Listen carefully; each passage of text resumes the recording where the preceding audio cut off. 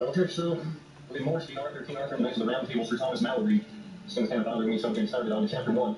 Luther Pendragon sent for the Duke of Cornwall and Irene, his wife, and their parting suddenly. It befell in the days of Luther Pendragon, when he was king of all England, and so reigned that there was a mighty duke in Cornwall that held war against him a long time. And the duke was called the Duke of Tintagel, and so by means King Luther sent for this duke, charging him to bring his wife with him, for she was called a fair lady, and a passing wise, and her name was called Irene. So when the duke and his wife were come into the king by means of great lords, they were accorded both. The king liked and loved this lady well, and he made them great cheer out of measure, and desired to have lain by her. But she was a passing good woman, and would not assent unto the king. And then she told the duke, her husband, and said, I suppose that we were sent for that I should be dishonored. Wherefore, husband, I counsel you that we depart from hence suddenly, that we may ride all night unto our own castle. And likewise, as she said, so they departed, that neither the king nor none of his council were aware of their departing. Also soon as King Luther knew of their departing so suddenly, he was utterly wroth. Then he called to him his privy council, and told of them the sudden parting of the duke and his wife. Then they advised the king to stand before the duke and his wife by a great charge. And if he will not come at your summons, then may ye do your best, then have ye cause to make mighty war upon him. So that was done, and the messengers had their answers, and that was this shortly, that neither he nor his wife would not come at him. Then was the king wonderfully wroth. And then the king sent him plain word again, and bade him be ready and step him and garnish him, for within 40 days he would fetch him out of the base castle that he had. When the duke had this warning, anon, he went and furnished and garnished 2 strong castles of his, of the which the one hight Tintagel, and another castle hight Terraville. So his wife, Dame Irene, he put in the castle of Tintagel, and himself he put into the castle of Terraville, the which had many issues and concerns out. Then in all haste came Luther with a great host, and laid a siege about the castle of Terraville, and there he hight many pavilions, and there was a great war made of both on both parties, and much people slain. Then for fear anger and for great love of fair Irene, the king Luther fell sick. So came to King Luther, Sir Albius, noble knight, and asked the king why he was sick. I shall tell thee, said the king, I am sick for anger and for love of fair Irene, that I may not be whole. Well, my lord, said Albius, I shall speak to Merlin, and he shall give you remedy, that your heart shall be pleased. So Albius departed, and by adventure he met Merlin in a baker's array. And then Merlin asked Albius whom he sought, and he said he had little ado to tell him. Well, said Merlin, I know whom thou seekest, for thou seekest Merlin, therefore seek no farther, for I am thee. And if King Luther will well reward me, and be sworn unto me to fulfill my desire, that shall be his honor and profit more than mine, for I shall cause him to have all his desire. All this will I undertake, said Albius, for that there shall be nothing reasonable, but thou shalt have thy desire. Well, said Merlin, he shall have his intent and desire, and therefore, said Merlin, ride on your way, for I will not be long gone. Chapter 2. How Luther Pendragon made war on the Duke of Cornwall, and how by the name of Merlin he lay by the Duchess and dead Arthur. Then Alpheus was glad, and rode on more in haste till that he came to King Luther Pendragon, and told him he had met with Merlin. Where is he? Said the king. Sir, said Alpheus, he will not dwell long. Therewithal Alpheus was there where Merlin stood at the porch of the pavilion door. And then Merlin was bound to come to the king. When King Luther saw him, he said he was welcome. Sir, said Merlin, I know all your heart every deal, so ye will be sworn unto me, as ye be the true king, and when to fulfill my desire, ye shall have your desire. Then the king was sworn upon the floor evangelist. Sir, said Merlin, this is my desire. The first night that ye shall lie by Irene, ye shall get a child on her, and when that it is born, that it shall be delivered to me forth and nourished there.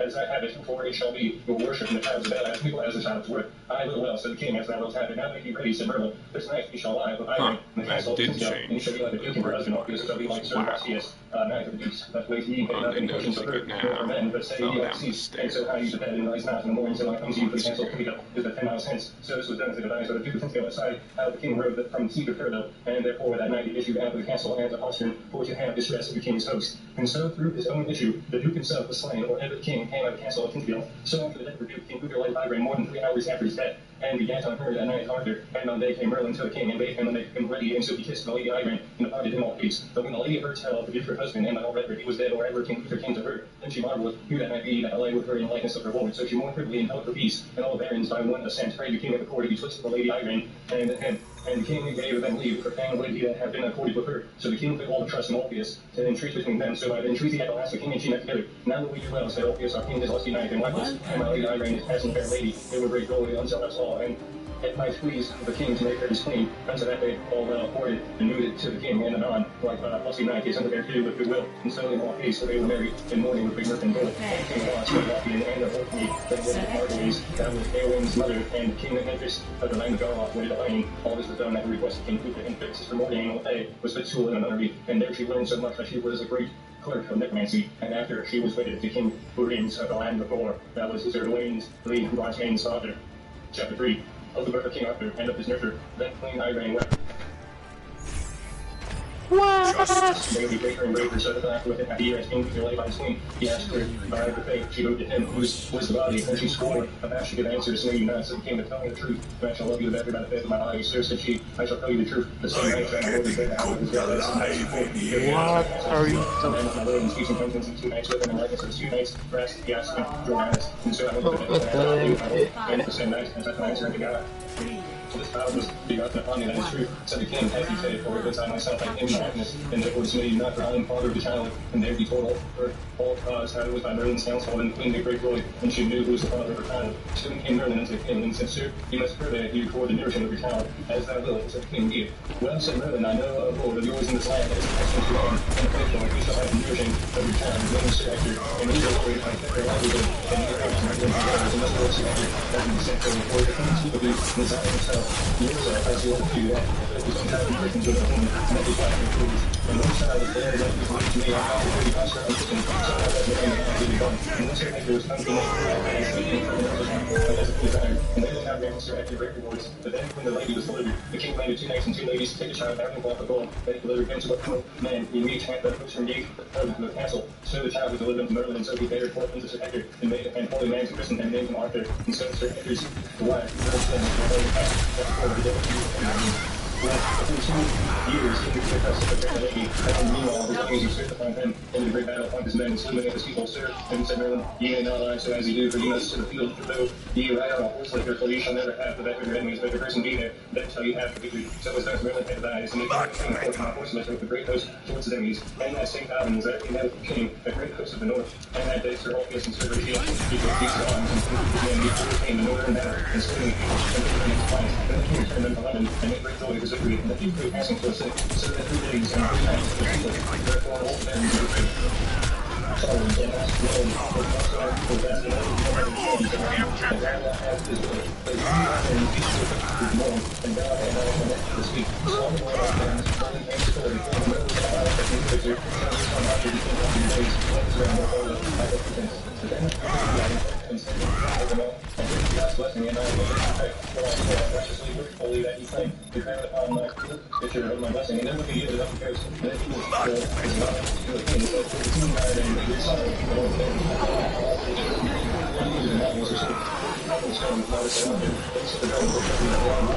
I was mighty and make them strong, and many wounds that have been king, and none of that largership, and they something from the rules of the realm, no the king down spacer, so that focus upon the person, focus on the beast on social matters, that we will have to the king of mankind, or to show some miracle, who should be likewise king of this realm. So the archbishop, by the advice of Merlin, sent rules and different laws, so they should come out of the realm, and therefore, my king is the Lord, speaking to God. So the rich river London, where there were falls around the archbishop, made the mention, all the states were lined for days in the church before the bread. And when the presence and first mass was done, there was singing in the churchyard, against the high altar of red stone, also was like a long stone, and the tribune was like an handle of steel, a foot on high, and therein stuck a fair sword naked by the point, and letters there were written in gold about the sword that served us, who said, all the compass spoke of the stone and handle, is likewise king born of all England, and other people marvel and quoted archbishop, I command this archbishop, that you keep these within your church and praying to God, so, and no man touch the sword, till the high mass be all done, so all masses were well done, all the words done to the old stone and the sword, and when they saw the scripture, so to say, set up with the king, and then like the sword will move it.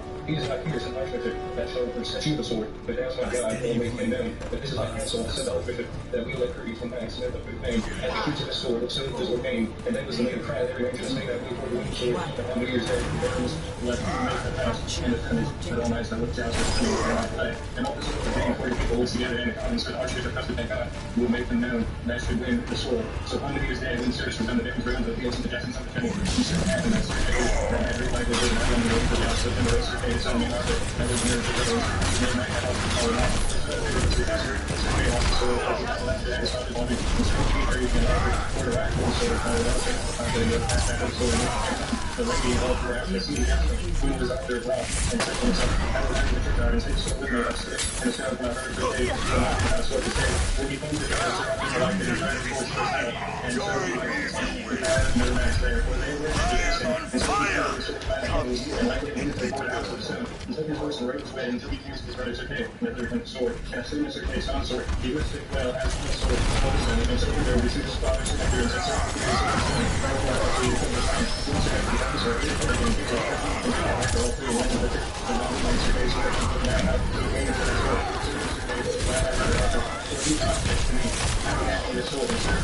This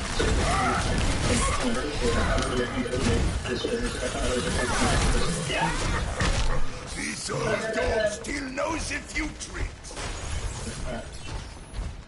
Do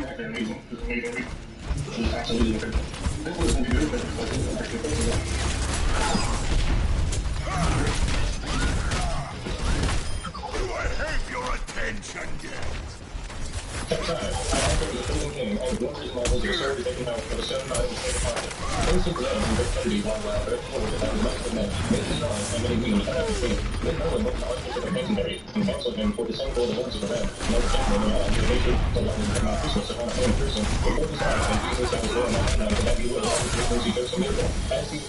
I have terrible black problems.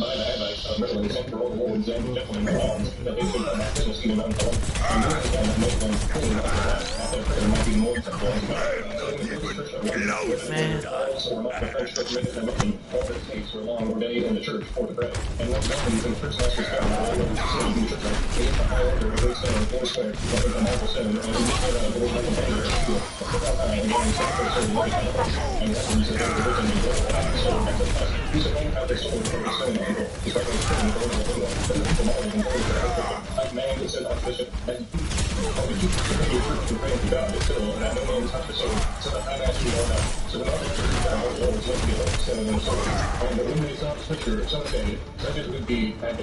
But my service order will move it. He's not here, said Archbishop. That's what you did. But that's not God will make him know. But this might also, said Archbishop, that we let for days and nights, men could pay, and they didn't keep the sword.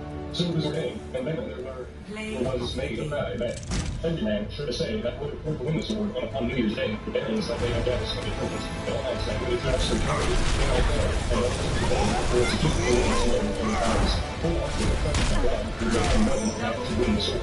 So on New Year's Day, when the service was done, the barons wrote against Peter, something else and something funny. And so it happened that Sir Hector, at the great livelihood about London, wrote down some Jack stand with him for Sir Kay's son. And Hector was his Norse brother. And Sir Kay was made knight on all the mass up for, so as they rode to the dress forward. Sir Kay lost the sword, for he had left it at his father's lodging, and so he prayed young Arthur for the ride for his sword. I will bow, said Arthur, and rode fast after the sword. When he came home, the lady and all were out to see the jousting.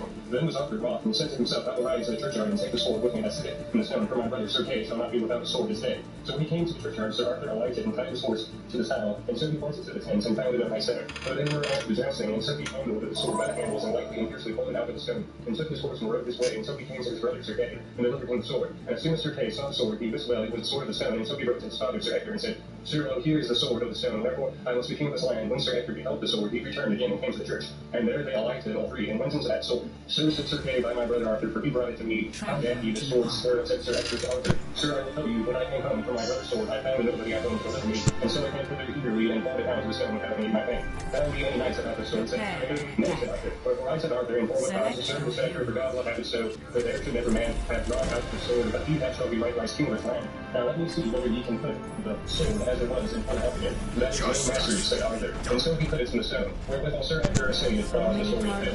Are you AI? Arthur pulled out the sword out of his hands. Atlas-Atman said Sir Hector unto Sir Kay, and anon he pulled out the sword upon his mind. Hey, Atlas-Atman? Are you AI? Sir Hector knelt down to her, and Sir Kay, alas, said Arthur, my own dear father, my own to me, and my lord Arthur, it is not so. I was Bruh. Are you AI?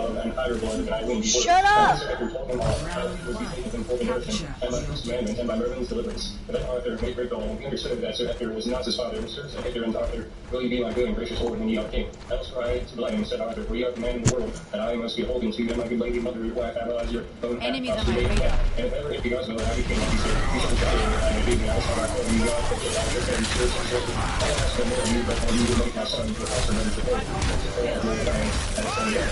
and more I think about I never named to hold my office of peace, and I live there with my faith, and my parents came good, because they were sword, that would say, but there before them all, there might not take it house to Arthur, wherefore there were many lords wroth, and said it was great shame unto them all, and the realm, to be overgoverned with a boy of no high blood war, and so they fell out at the time that was put off till final mass, and they all the barons should meet there again, but always the 10 knights were ordained to watch the sword day and night, and so they set pavilion over the stone and the sword, and I always watched, so that the mass, now they was same for their sword, and I took the sword, and I took the middle, and right as Arthur did after 18 shots, the mass, They're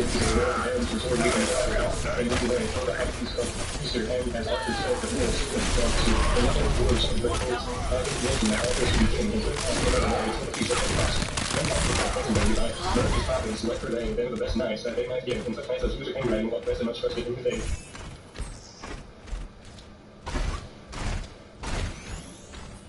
Much better.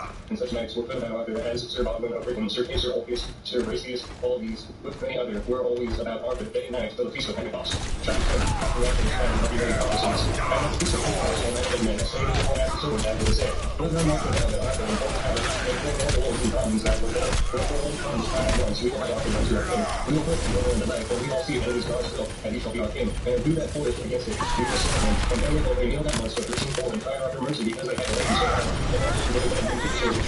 and and offered it upon the altar, where the archbishop was. And so was he made knights of the best man that was there. And so anon was the coronation made, and there was he sworn unto his lords, and the common sword to be a true king to stand with true justice from henceforth the days of his life. Also then he made all lords and held the crown to come in, and to do service as they ought to do. And many complaints were made unto Sir Arthur of great wrongs that were done since the death of King Uther, of many lands that were bereft, lords, knights, ladies, and gentlemen, wherefore King Arthur made the lands to give again unto them for them. And this was done, and the king had a sign of all things without wonder, that he let them to play such a and Sir Arthur of Britain was made from all and so was made king and Sir Bracius was made Romans and made from Rome from birds, which was the most mighty years, and by the 15 years after Arthur the Knight made time and man of under the leaders of the Romans, three middle powers of the second place of the land.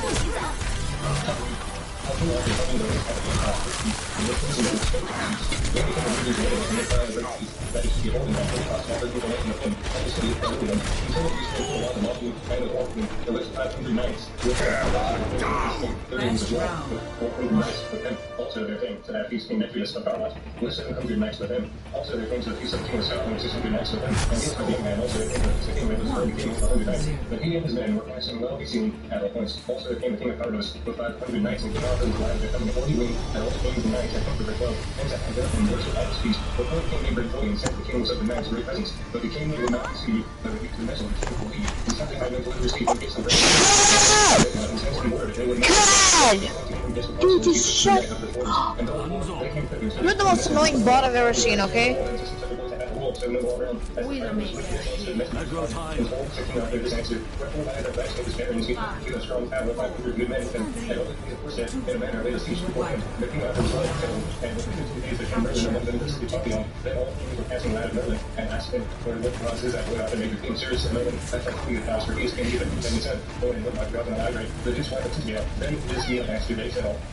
After the death of the Duke, more than 3 hours was offered to nothing, and 13 days after King Uther,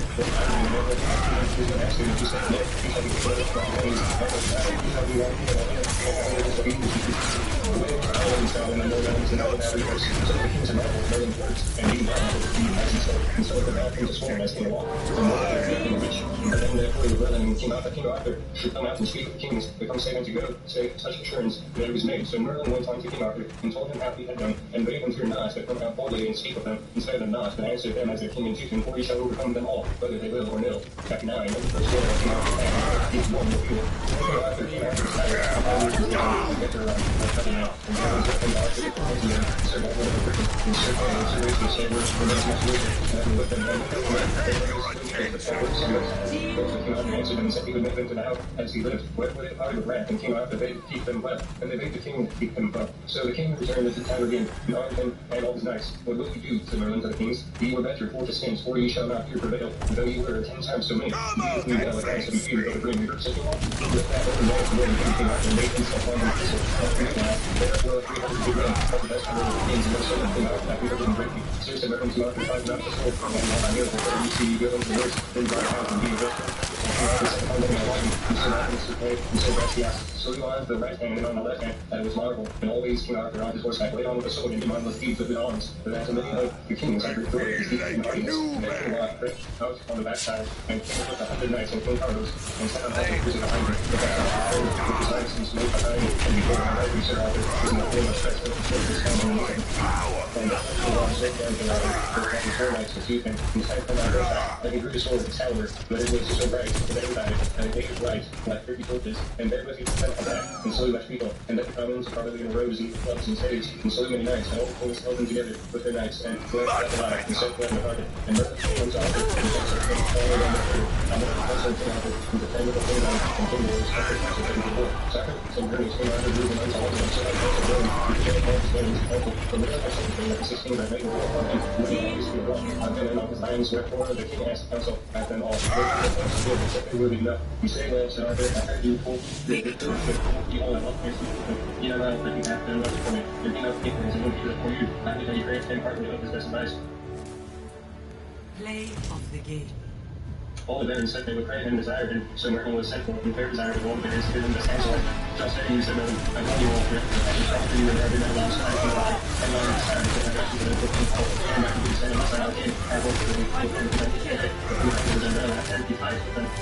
you shall be overcome slain. All we have to do in this cause, so the barons I shall tell you, said Merlin. My advice, there are two men in reality, and they continue to put the marbles given out their hands, and if I one hide, not one man in Medwick, my other hides King Boris of all, that his grants families to the kings, for the mighty men have been, their king of Claudius, inscribed the for castle and great war we took some, but his Claudius is so mighty of prince, over if he get it good nights that he put it, these two kings, with heart to the words, this is my counsel, that I king, sovereign lord, send unto the king's band in wars by two trusty knights with letters well divided, that they will come seeking Arthur in his court, and so help him in his wars, that he will be sworn unto them, to help them in their wars against King Claudius. Now, what say ye unto this counsel, said Merlin? This is well counseled, said the king and all the barons. Right so, in all haste, they were ordained to go 2 nights on the message of the 2 kings. So were there made others in the present wise according unto King Arthur's desire, all peace and Rastius, who have made up the messengers, and so rode forth, well horsed and well armed, and as the guidance was the time, and so passed the sea and rode toward the city of Benwick, and there besides were 8 knights, and that aside them, and that straight passage they met with Alpheus and Rastius, and would have taken them prisoners. So they prayed of them that they might pass, for they were messengers unto King Ban and boys, sent from King Arthur. Therefore said the 8 knights, ye shall die while be prisoners, and we will King Claudius. And they went to dress their spears, and all priests and Rastius dressed their spears and ran together with great well-done. And Claudius' knights brake their spears, and theirs to heaven, and there the 2 knights out to their saddles to the earth, so let them lie and rode their ways, and other 6 knights rode before, to a passage to meet with them again, and so on. Rastius swept others again, and so on the ways, and the 4th passage, there were 2 horse you, and both were laid unto earth, and so there was the fortune there for the both kings, Ban and boys, and when it was told the kings that were from the messengers, they were sent unto them the 2 nights of worship, the one man who was Lord of the country of Payhan, and the Sir You'll be fine. and all the asked from whence they came, and they said from King Arthur, king of England. So they took them in their arms and made great for each other. But as the 2 kings and the 3 messengers of Arthur's, there was made a military, but was great nice, and welcome to the faithfulness lives, and said that they were most welcome ones at them before all the kings living, and there were the kissed of their letters, and the letters and the man doors understood the letters, and they were more welcome than they were before. And after the kissed of the letters, they gave this answer, that they would fulfill the desire of King Arthur's backing, and all the rest of us, every day, and they shall have 6 years and night, be looking in the middle of the and all the kings and Rastius, and the government, all the messages of the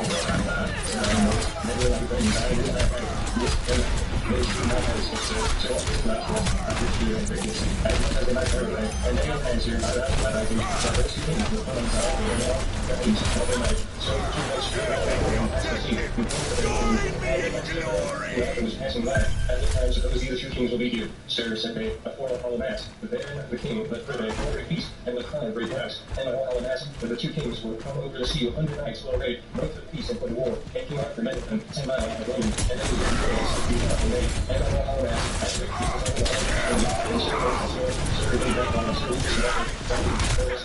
and Sir, rather the son of Carlo.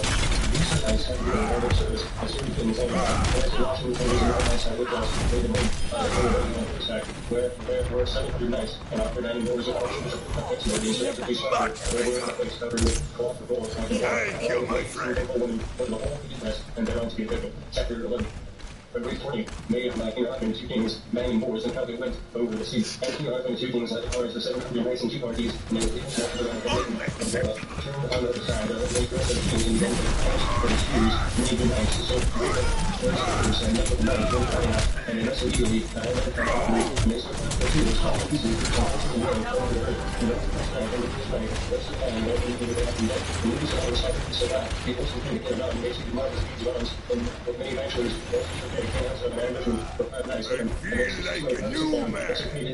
marvelous deeds arms, that was no use at all. I was was two massive friends and they passed me by. And I was very patient. But the natural little Japan, it's supposed to be bad days and man, I go through the first round. And then I got there so hard that I was one fell away. And I was just like Japan at a point. They were all over. And then with each of them, I fared down the night. The same was out there. And two things started began to latch around with copies. They kept on small packages. And that kind of only should have caught two things in their life. And so they went home and on to them. And so we even saw me suffer. And after the thinking, we couldn't be right. And the economy was so bad. And then they went from some points and we couldn't run by other boys. And boys, a lot of spoken through their work and couldn't do some math yet. In Berlin. And after they had been in council, they went into bed. And on to the moor, they heard mass and so the council made many agreement parties what were best to do. At the last, they were concluded that Berlin should go for token of Bang. And as a result, the many peoples, and last against and keep their councils as the country's answer for King Claudius, King Man had been making boys of all had been then. And so it has to see it came together. And when the people saw King Andrew, actually, that's a yes for it, but that's how I would say. And we did put it up and going according to the cycle was designed and more information than all these possible. So there were 50,000 horses in it, and every country was full of them. No one's provision, but rich and passengers. No less of French, no one's castles, super bodies. Right, so learn past the sea world, so it by water in the land. And these things that see he sent over the cooking again. It was a fair and such past the sea eating them. And right back over and through the middle. Yet the first one were previous rain, it could be thought over the course of the rain. And then that way, all the rest of it. Then were Merlin and Arthur and two kings and Fulton. And said, but I every one so soon they will come. So many sevens and thousand words, well armed at all points. But then was there no more to say? But the first act was all the first act. Because he has my knife in bed. The dog was made 7 ways.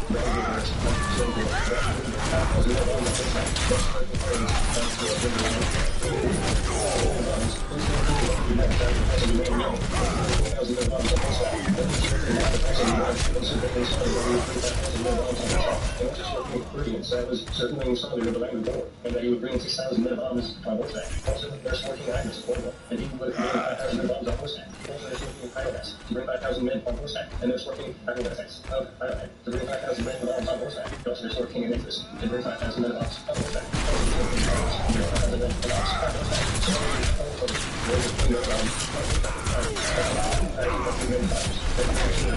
Also, there's 14 men of arms and they met with the riders of the north, and they went to tell which way the host came. Then they told it to Arthur, and King Van and Gold canceled they went to the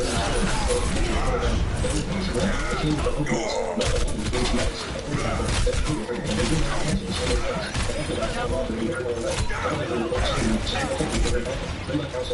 when they wish which way the north came, and as they were in the pavilions, met the Skywatch by their coast guard, both sides, or who be their enemies under hand.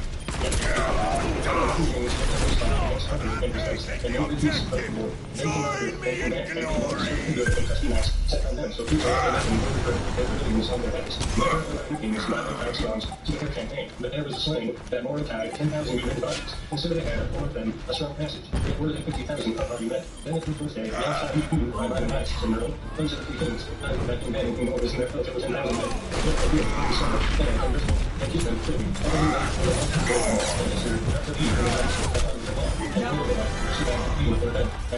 That they can see all the votes, or that they be no party when they see you but about 40,000 men.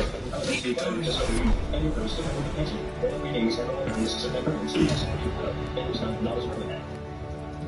So on the board, when your votes saw it, the votes of the North were conquered. Then the Walkers and Rats Gas delivered 3,000 men of arms, and they set on them fiercely in the passage.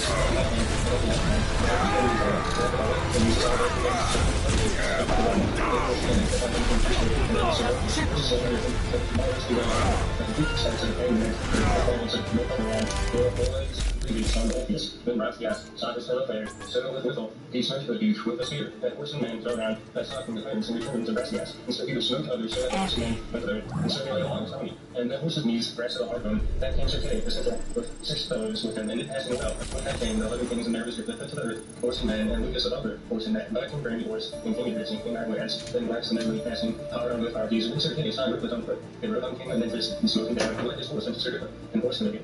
Also, Sir Kay, with the same spear, smote down King Lot, and hurt him passing sword. That's how the King's spear smote down King Lot, and hurt him passing sword. That's how the King of the Knights, and ran into Sir Kay, and smote him down, and took his horse, and gave him King Lot. Then both he said, Majesty, won't Sir Griffin stop Sir Kay, and Lucas above her on foot. He finished our spear, breaking spear, and rode it out, like the man of arms, just horse in the man, and then he took his horse, and gave him to Sir Kay. Then King Lot saw King Memphis on foot, and he ran unto Lot, the Elon horse, and smote to him, down, horse and man, and gave him to King Memphis, the horse, and horse him again. Also the King of the 100 Knights saw King Idris on foot, then he ran to New Knights to decoy, and smote him down, and horse and man, and gave King Idris to the horse, and horseman again, and King Lot smote down Clarence, the horse savage, and gave the horse, and whose guys.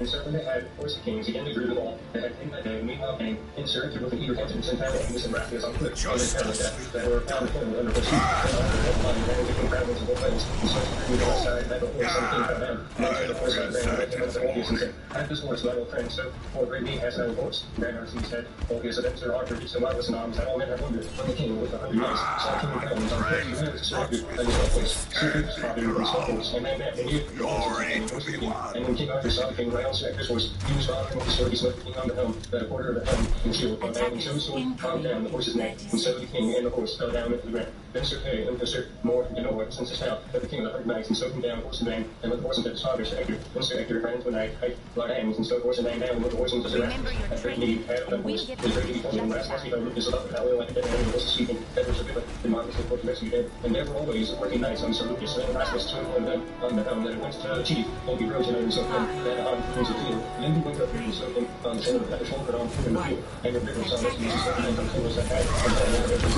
so that night, and then there was a Lucas, and then the horse of it, and Atlas had slain the knights before, and the horse of it, and it came out, then Lucas saw the Atlas, and the horse was slain for his on horse, and the horse and the horse was speared, and the horse, without saying this, but the horse had ever heard,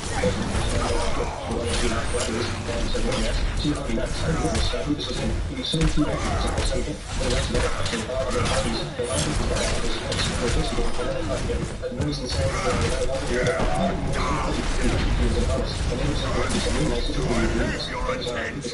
and Brad, and others of wonders how strong Ridley against his kings and his king War, King Memphis, King Randors, King Iris, King Urians, and King Armias. So, I hope Sir Kay and Sir Griffin, they held other 6 kings hard.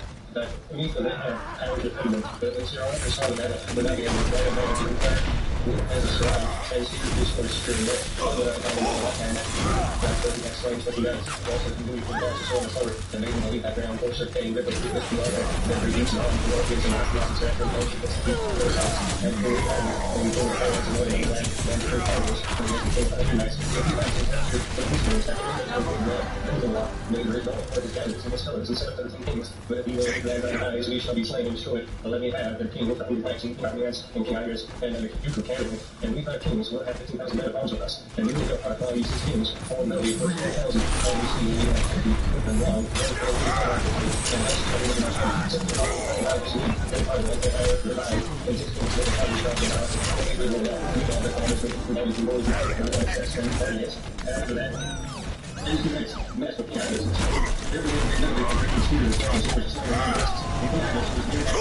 that's all I'm going to say. We always says to the answers, things like that. Or even method, and all of the actual pursuits, be nice, remember danger their lives. Everything is returned, but it's something that we mark. Others next to that. Or I can also have it seen as like that's like the more here, and that's it. But yes, you can do that with owners. First, we want to be very careful that. First, we wonder being one of the first blessed men, and one of the class of the world, using clients as they Let's see. Nice.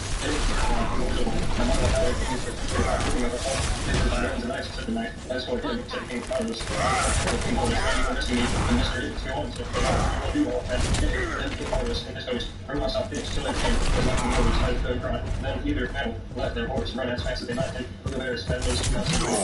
You really should now see, taking horse, have the bloody ribbons, and their eyes, and he was captured with a knife and stuck him around with a spear. And he fell down into her, and after his sword, and Zamarcus his arms, and all his every quarter, and his eyes turned up. And he thought the horse was coming to her. protect the king with 100 knights and rescue King Carlos, vitally by force of arms, for he was accidentally met for the king by the man. Chapter 16. Yet more I gave it the field of the king back. Here's the companions of king and their own lords, said the law. You must be submitted. Under, I see the resurrections like the world, and land of Amsterdam, especially brethren that access from man, and king lords are not living. The holy must be over down, it is so fiercely that the strokes rebounded again from the wood and the water, where it was alive. That the 50 men all from each saw 70 years old, take the head. That's really great. And they made the northern map of the other together over their kings and nice to see on everything. There was not the monster. The people in the 100 nights and morning would gather people together as night. And the house of arms and food apple were out there. When you food night, understand that you read it. He just comes in and looks close and stuff on fire on time. The first witness to me and sort of that. And hold on to fiercely understand that. In fact, but the shorter community of the students is referred to as the stars I have other power behind that and the personal reduces the national part of the soul be rich of Christian man, the grown and grew, but man will be landing on the devils, the flame straight to our judgment. 60 seconds. On the film, also got here, very much, and there is responsible to that sort of people. But this ain't the best rock and man, standing among the men and the horses fighting on the path which, as the lion, they had king good nigh him as far as he might reach with his sword, but he caught the previous with that whereof he might have had to come up and also one that the shield, and those are men and women, always one mighty on the sword, and his honor was on both sides of the knife. I was asking you what horses, as for the king was written on the film, that the sword broke into the feet, and the knight same man for the very dead, and the man, Arthur, the horse right away, and the man, he said, and he was a sword of the road, they should all be seen the world from time, but I see God, there is no such way as no sort of this and little child, said Arthur, oh, I see you will be so happy, because I'm not going to be at that time. Another thing that tells us that they were able to, but I don't think the sword, passing way top, inside the river, as the water came into the river, and that's true, and it's the freedom to the sword, and there he was again, and now came up and rest on the field, and then the 11 kings and master them all that people together, as they were in actual company. But there was a man right past them, that had him so far together with the hand before, that King Arthur in marveled for deeds of arms, and was passing wrong. Ah, sir, Arthur, said King Man, thinking voice, let them not, whether you as good men ought to do, for my faith, said King Man, they are best acting men, and that's enough for us. Now he passed on, so Arthur, he does,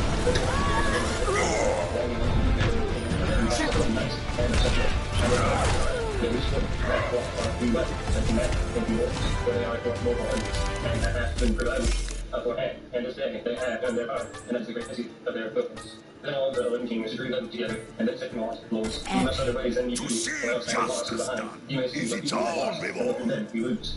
Because we wait always on the lose footmen, and ever in saving the former, but then we lose, and horsemen for it. Therefore this is my advice. Let us put our footmen first, for it is your night, for noble Arthur will not tarry one them.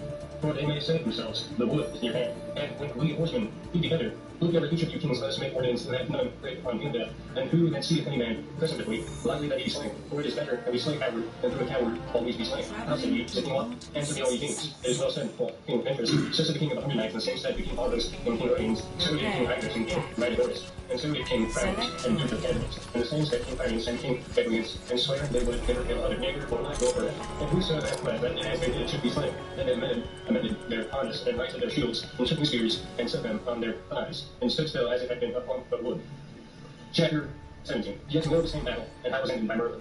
When Sir Arthur and King Man and Wars beheld them and all their knights, they praised them much for their noble chivalry. For the hardest fighters that ever they heard or saw, with that they pressed from 40 noble knights and sons of the three kings, they would break their mantle, and these were their names: Princess Marianne Soldius, Rathias, Hector, and Brutus the Mother, Brutus Livius, Nebu, Marius de la Roche, Julianus de Ora, Brian de la Forest Savage, Ilias Mornings of the Castle Maidens, Flanders of the Castle Maidens, and that was King Boris Dawson, of the Knights, Flanders de la Rose, Deveras, Alas, when came from the castle, one of those de la Ace, and Sir Anthony of all speed, these guys rode on the whole, which he was on their times, and spurred their horses finally, as the horses might run, and 11 kings, with the punch of their knights, rushed their horses as fast as they might, with their spears, and they are ended on the horses' marvelous deeds of arms. Sir David said the first of their lords, as we now ride on both hands, and their horses went in blood, and kept to the loss, that ever the 11 kings and their host was ever loosed blood. Wherefore, man and horse, and every morning, considering great slaughter that there was, and the knights, and during the battle, and that came rolling on the big black horse, and said unto Arthur, thou hast read hast thou not found enough, of 3,000 with kings, and Christ iron, but 15,000, and his house set forward, 3 guns upon 3, 1,000 church. Better not done. For younger things at this time, not the other time. That 30 on that any longer. That 14 military and nation police, and therefore the problem to you for watching first. And that's just what you make. For longer beginnings involved with soul. But they so if you chance he had, there were better men did more palace than they had been dead. Well, you have asked the dead, for the best factors of the world. That is true, such a man, but with just a murder for you, where you list. For this and here, that day and your day, they shall not hear you, and that time they shall hear you hands. And then there is some of these other things that are more powerful and they are there. For the citizens provided from the countries, more than 40,000 that British slay have laid siege of castle, one is of old, and make great destruction, therefore trying to be not this for year. Also, sir, all the goods that you got at the battle of the church, things that you doing, and since you things and boys, as they told their last of all, that's how all the soldiers be a better, more to the infection, also be able to organize other than the better than I do, and it's no simple, and it's not after that, so you know, you don't, and boys, they get, because it's really to the nicest people, and then we're going to take the lead of our king, or to go and see his master kings, that dwells in North Neverland, and so good heart, and his master, that is passing last, that is not the rest, not all their enemies kings, that's not every man, that is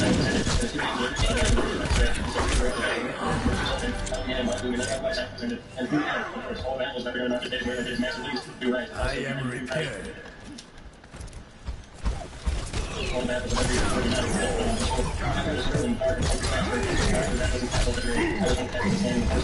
and Merkel soon started to prepare for Newton. For he was all well figured in black sheepskins and repaired goods and bow and arrows, and rested down and brought down peace in his hand. And it was something more at the end of the story to Newton now. So you remember that the king when you didn't get with for 60 officers, and I think you would be good. You never get to talk to that in your hand, and so he was but he was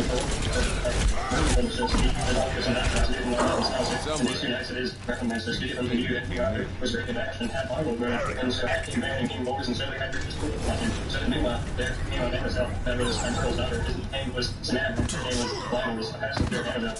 And so she came to the families as other lords, and after the great council, and King Arthur set his love fear upon her, and so named was glory. That was after a good act of the table ran. Then there came word of the king praise of the world, and they were literally ran stuff, and four and Arthur was down, and left the keeper in the hands. For he was always against him, so my ordinance of the three kings, that person is known, but I like all they would depart for bread, and Aegis, and Darius, and Anthony's, and Rachel and Lisa of the family, of the leaders of those that take the king's lands. Chapter 18, talking about the command, and then Arthur, and men, and the Lord's party with their covenant, and he states in the country of the king of ours, and slew their commands, unto the number of 10,000, and put him to flight, and then had these three kings reach here from Lily Grants, that thanks to them of their forgiveness, and they were redemption on his enemies, and there had Arthur for the first time of the here, the king's daughter of King Lear, and ever after he loved her, after they were wedded as it telleth him above. So he was naked, and they took their leave to go into their own countries of the clouds, and were expecting their lands, and you shall not you young these hands, therefore will depart, and great good that you have left in many hands, yes, we shall leave to back to his hand, when he finds matters are for reason God, and we have need, we will send to you, who is a core, and if we have need sent for us, and we will not carry by the faith of our bodies, we shall not submerge leave that these two kings come again to a war, that I know that King Arthur may not be long to repeat from you, for within a year or two, he shall have great need, and then shall he revenge through all your enemies, as he had done on his, for these all the kings shall die on one day, and like a great mighty God as well, and the least he found was savage, and Allah is better, and that he marvelous who next is even good.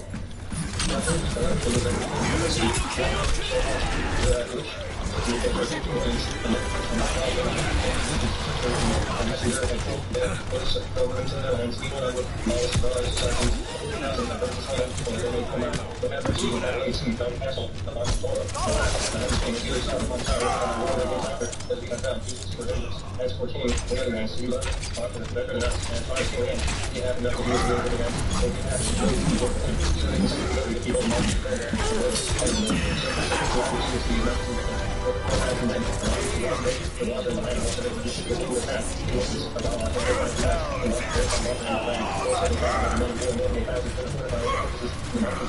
also they put more nights in on the markers of Wales and Scotland, but they did men of arms, and so we kept them together for the space of 3 years, and then allowed them to get 20 kings and dukes and nobles, and second place king, the witch and Nero, that was a mighty man of men, and all this while they furnished men, and garnished them with men of arms and victual, and all manner of habiliments, that pertaineth to the war, so that for that one figuring, as it telleth in the book of the And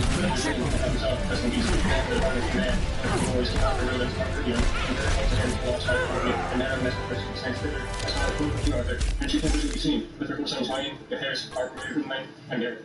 With many other knights and ladies, for she was a passing fair lady, that the king testified unto her desire to lie by her, so they would agree that he began upon Mordor, and she was with his sister on his mother's side either. So there she rested her mum, and at the last appointed that the king dreamed marvelous dream whereof he was sword read. For all this time King Arthur knew not that King Olaf's wife was his sister, thus he was a dream of Arthur.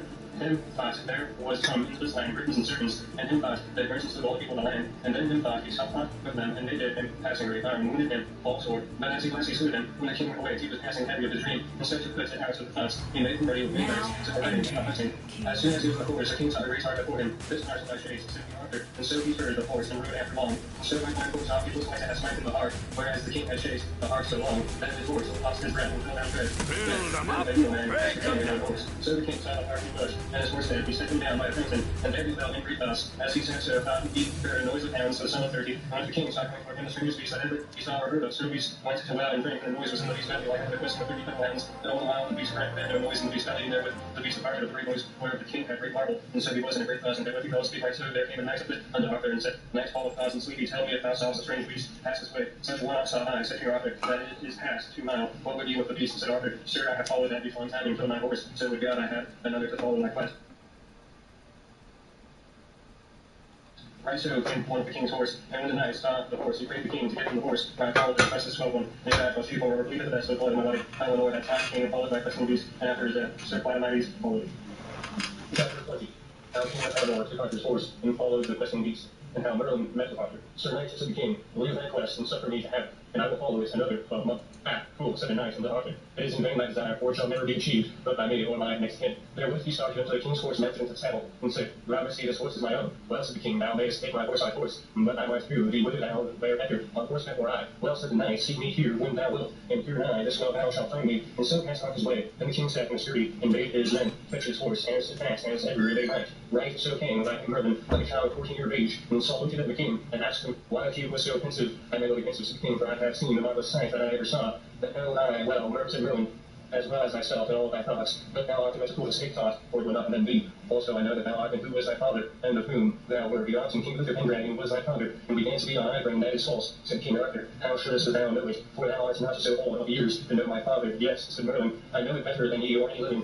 I will not believe thee, said Arthur, and was wroth with the child. So departed Merlin, and came upon the likeness of an old man 40 years of age, whereof the king was right glad, for he seemed to be right wise. Then said the old man, Why are ye so sad? I may well be heavy, said Arthur, for many things. Also here was a child, and told me many things that me seem met. He should not know, for he was not of age to know my father. Yes, said the old man, the child had told me truth, and more would have told you, as he would have suffered him. But he hath done a thing late, and God is displeased with you. For ye have slain Lane, my sister, and on her ye have gotten child, and shall destroy you, hold not to your realm. But ye, said Arthur, that tell me these tidings, I Merlin, and I was he in the child's likeness. Ah, said Arthur, ye are a marvelous man, but I marvel much of thy words, that I was not in that. Marvel not, said Merlin, for it is God's will your body to be punished for your foul deeds, but I may well be sorry, said Merlin. For I shall not temple death. But he lifted her quick, and he shall die worshipful for death. As they talked this, came one with the king's horse, and so he mounted on his horse, and Merlin on another. And so rode unto Carwillian, and anon King asked Hector, and Orpheus how he was begotten. And they told him Uther Pendragon was his father, and King Iron his mother. Then he said to Merlin, I will that my mother be sent so that I may speak with her, and if she say so herself, then will I believe it, and all haste. So the queen was sent forth. And if she say to herself, then I will believe it, then all haste. The queen was sent for, and she came brought with her mourning peg, her daughter. That was a fair lady, as any might be, and the king welcomed Igraine in the best manner. Chapter 21. Orpheus impeached Queen Igraine, Arthur's mother, of treason, and how a knight king desired to have the death of his master revenged. Right so came Orpheus and said openly, the king and all my fear that were feasted that day, ye are the falsest lady of the world, and most traitress unto the king's person. Beware, said Arthur, what thou sayest. Thou speakest a great word. I am well aware, said Orpheus, that I speak, and here is my blood to prove it upon any man, and will say the great war. Forehand you would have uttered it in the life of King Uther Pendragon, of the birth of you, and how you were begotten, ye had never had the mortal wars that ye have had, for the most part of your barons of your realm, you never whose son ye were, nor of whom you were begotten. And she that bare you of her body should have made it known openly, excusing of her worship and yours, and likewise all the realm. Wherefore I prove her false to God, and to you and all your realm. And who will say the contrary, I will prove it on his body. Then spake Igraine, said, I am a woman, and I may not find, but rather than I should be dishonored. There would some good man take my quarrel, or, she said, Merlin knoweth well, and you, sir, Orpheus, how King Uther came to me to cast off Lydia, and likeness of my lord, and she that was dead 3 hours before, and thereby I danced a child that night upon me, and after the 13th day King Uther abetted me, and by his commandments, when the child was born, it was delivered unto Merlin and nursed by him, and so I saw the child never after, nor wot not what is his name, for I knew his name never yet. And there Orpheus said to the queen, Merlin is more to blame than he. Well, I won't, said the king, I bear a challenge by my lord King Uther, that I will not where he is become. Then Merlin put the king by the hand, saying, This is your mother, and there was Sir Edgar, the witness how he nourished him by Uther's commandment. And therewith King Arthur took his mother, Queen Igraine, in his arms and kissed her, and Uther wept upon other. And then the king let make a feast that lasted 8 days. And on a day there came a forest fire on horseback, he came back before him, went into the tent and told him how there was a knight in the forest, and had reared up a pavilion by a well, and had slain my master, a good knight, his name was Miles. Wherefore I beseech you that my master may be buried, and that some knights may revenge my master's death. There the noise was raised of the knight's death in the court, and every man said his advice.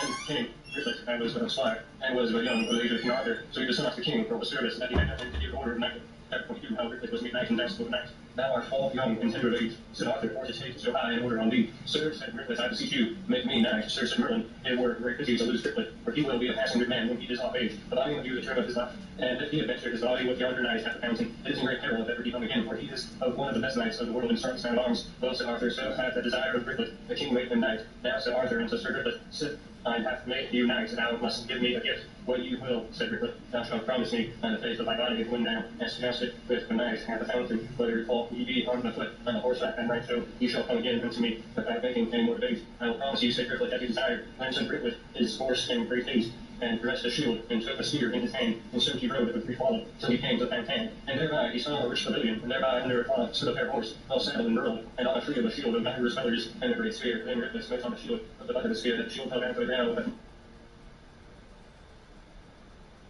I came out of the pavilion and said, Fair knight, I smote you down my shield, for I will dance with you. Said Griffith, it is better you now, said the knight, for ye are but young, and I have ways made knights, and your knight is nothing to mine. As for that, said Griffith, I will dance with you, that it is me. Lord, said the knight, but sit, I must needs, I will address me thereto. Of whence do ye, said the knight, Sir, I am Arthur's court. So the 2 knights sprang together, and Griffith's spear fell to short, and therewithal he smote Griffith through the shield in the left side, and the great spear at the front struck, and his body at the horse and knight fell down.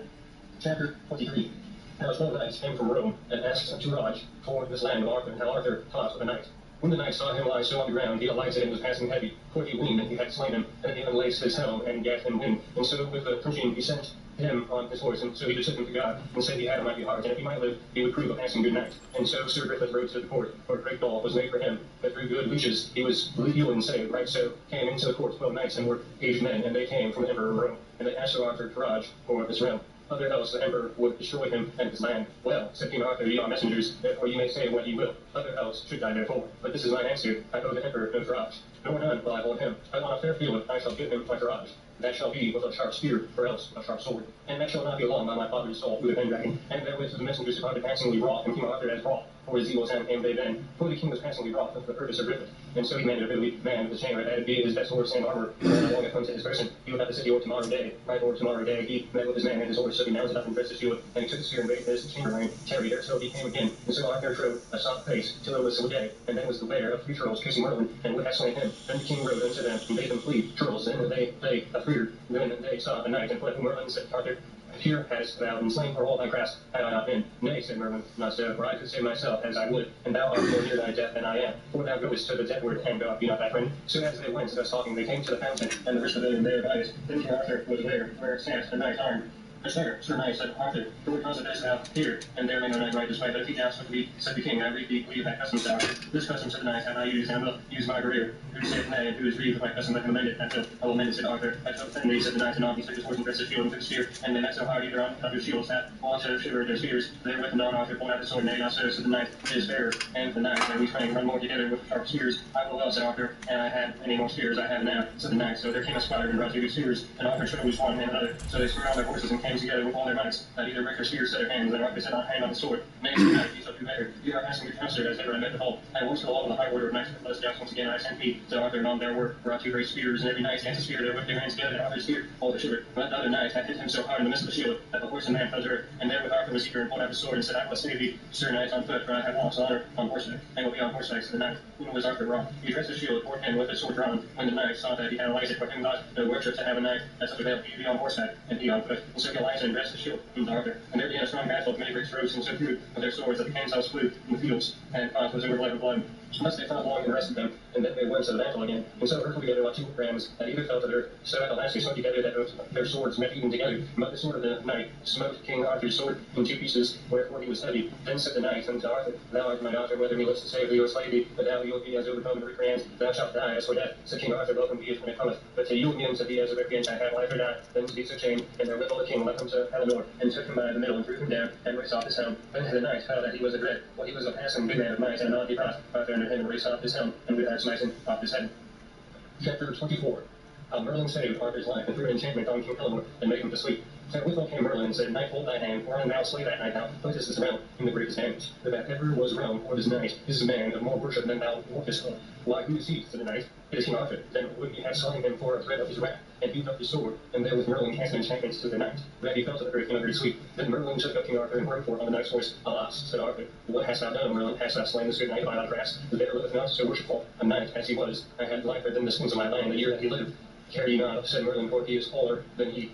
For he is but asleep, and will wake with him 3 hours. I told you, said Merlin, that a knight he was here had he been slain, had I not been. Also there liveth not a bigger knight than he is one, and he shall hereafter do you right good service, and his name is Eleanor, and he shall have 2 sons, and shall be passing good men, save one, and they shall have no fellow of prowess and of good living, and the names shall be Percival of Wales, and Memory from Wales, and he shall tell you the name of your own son. Be not of her sister, and shall be the destruction of this realm. Chapter 25. How Arthur by means of Merlin gat Excalibur, his sword, the Lady of the Lake.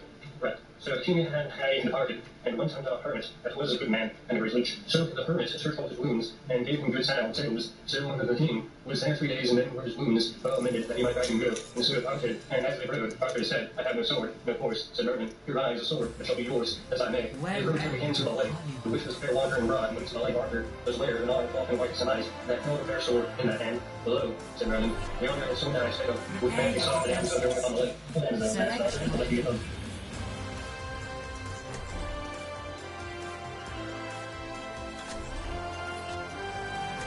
Said Merlin, but in the lake is a rock, and therein is a fair place as any on earth.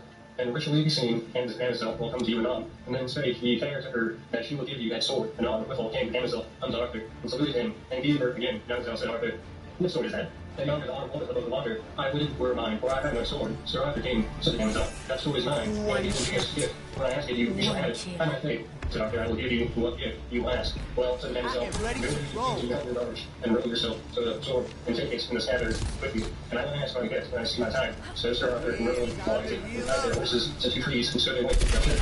And then they came for a sword. At this hand code, Sir Arthur took it of the handles, and took it with him, and on the hand went under the water. And so they came at the land and rode forth, and then Sir Arthur saw which pavilion. What signified not the pavilion, that the knight's pavilion, said Merlin, and he fought with last Sir Eleanor, but he is now, he is not there. He had to do with a knight of yours, that knight, Eglaine, and they had fought together, but at last Eglaine fled, and now she hath him dead, and hath chased him even to Carmelian, and shall be with him anon, in the highway. That is well said, said Arthur. Now I have a sword, now will I wage battle with him, and be avenged on him. Sir, you shall not so, said Merlin, for the knight is weird of cleansing and chasing, so that you shall have no worship to have to do with him. Also he will not to match with the knight living, therefore is my counsel, let him pass, for he shall do you good service in short time, and his son after his days. Also you shall see that day in short space, you shall be right glad, give him the sister of men.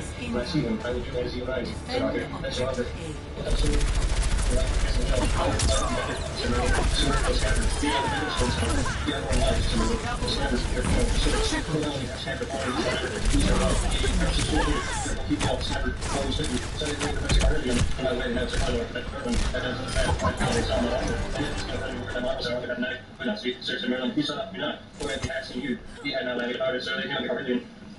Is nice, for casting away. When they heard of his adventure, they marvelously happy with different and his person so alone, that all man of worship, said his married to be under such chieftain, I will put this person on measure as for nice. Chapter 26.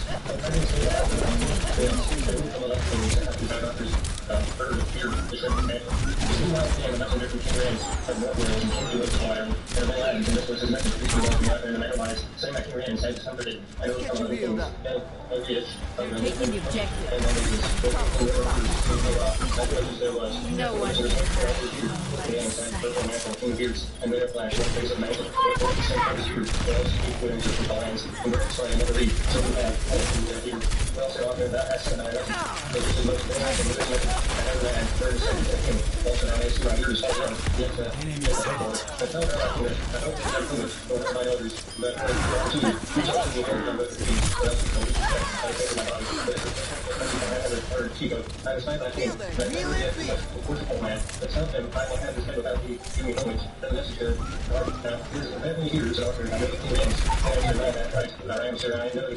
He is a passing good man of his body, as a few will be living, and passing without man should have not be will make war on you when I use this.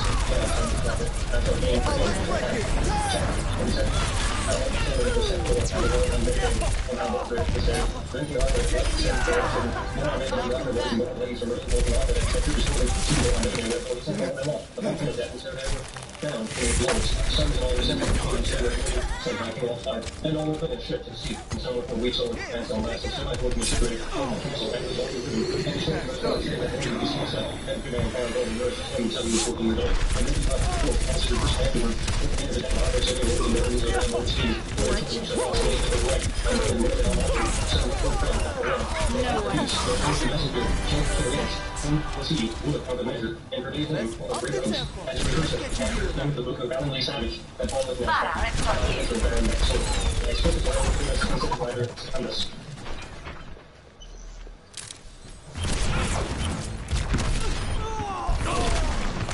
The objective is compromised. Let's clear it out.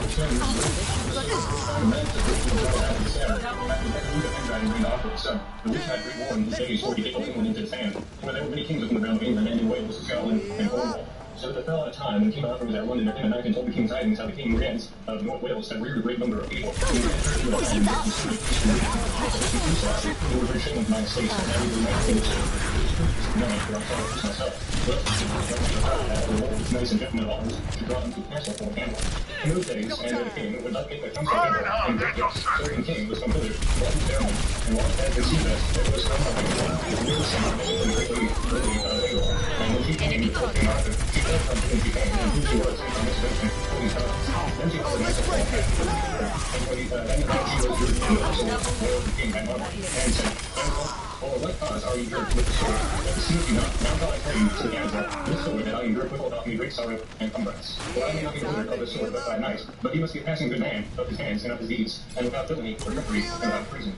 And by mankind, such nights I had all these virtues, in and throughout the sword of the sheep, for I have been acting rights, it was so few that were passing good nights, and he was nice out of state, and none of the team, this is a great marvel, however, but this is true, I myself take the crown of the sword, not presuming upon myself, for I am the best knight, but I begin to drive the sword, to give an example to all barons, that they shall essay, at least, one after other.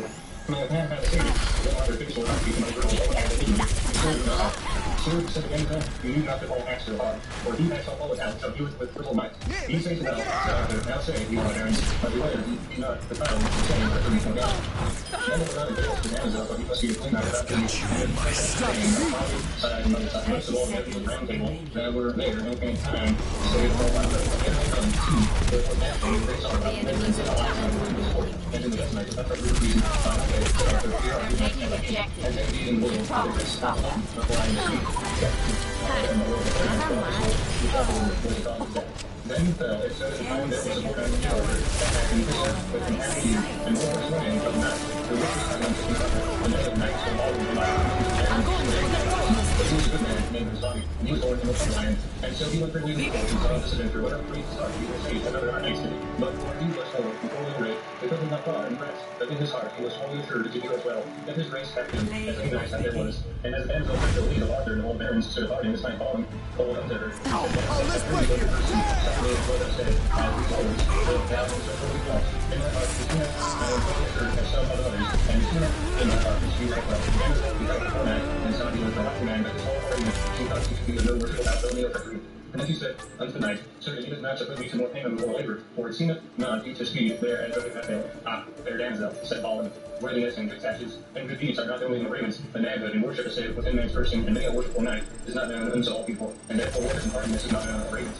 My God, said the damsel, he says sooth, therefore he shall say to you what he may. Then Balin took the sword by the girl, and she then drew it out easily, and he Look, the sword, it pleased him much. That had the king of barons get marvel that Baldwin had done that adventure, and many knights had reached the size of Baldwin. Protest said that the damsel, this is a passing good knight and the best that ever I found, and those are the work without treason for their ability. And many marvels shall he do. Now, gentle and courteous knight, give me the sword again. Nay, said Baldwin, for this sword will I keep. But if he taken from me with force, well, said the damsel, ye are not wise to keep the sword from me, for you shall slay with the sword the best friend that ye have, and the man that ye most love in this world, and the sword shall be your destruction. I shall take the adventure, said Baldwin, that God will obey me, but the sword we shall not have at this time. On the faith of my body, ye shall repent it with tenfold times the damsel, for I would have the sword more for your avail than for mine. For I am passing heavy for your sake, for ye will not believe that sword shall be your destruction, and that is a great pity. But that the damsel departed, making great sorrow. And on after Baldwin sent forth his horse and armor, and so would depart from the court, and took his leave of King Arthur. Nay, said the king, I suppose he would not depart so lightly from the fellowship. I suppose ye are free of King and Magnus. Born me the last round, Mr. Born James, lean ye have not been from night after our work and violence, and ye will abide in this court among my fellowship. I shall so advance you, as you shall be pleased. Your Highness, said Baldwin, you must needs depart, beseeching your way in every good grace. Truly, said the king, I am right lawful departing, I pray you, fair knight, that ye tarry not long, and ye shall be right welcome to me, and to my barons, and I shall amend all this that I have done against you. God thank you, your great lordship. And I grant table said that Baldwin did not visit after all, only by might, but by witchcraft. Chapter 3. How the lady of the lake demanded the knight's head that had won the sword, or the maiden said.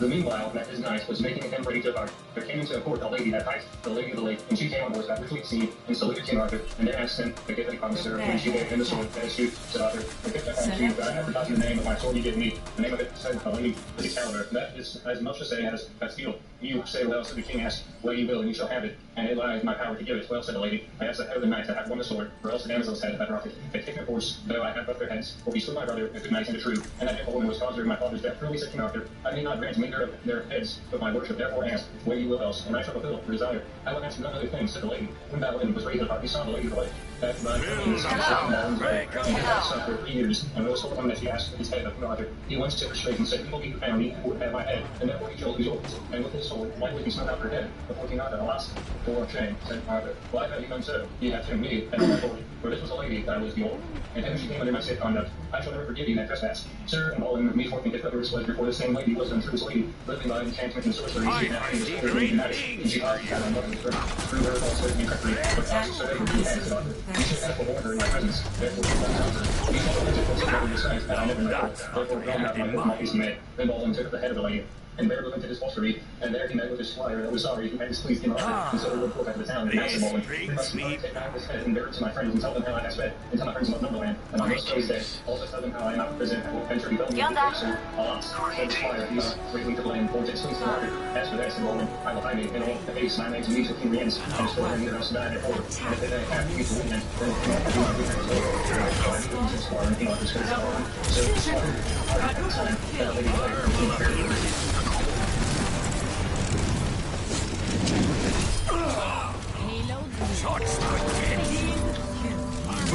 Chapter 4. How Merlin told the adventure of this Abigail.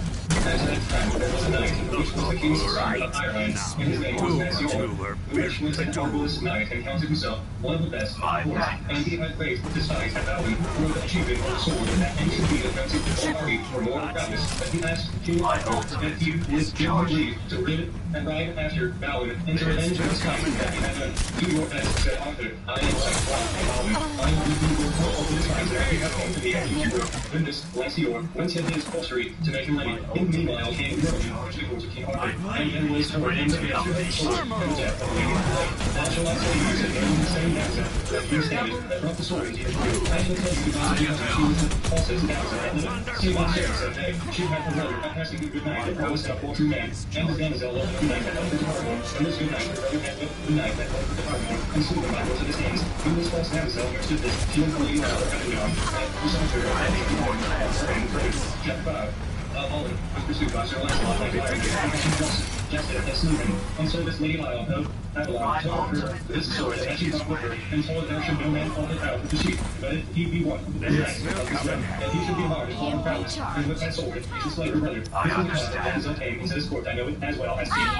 She came into this court, and she came as a worship to do good, but always great harm, and at night, that had the sheep of the sword, she made a servant by that sword, for me which will be great damage, for whatever liveth not the night of all practice that he does, he shall do unto you by the market, and as it is great pity, that he shall not endure all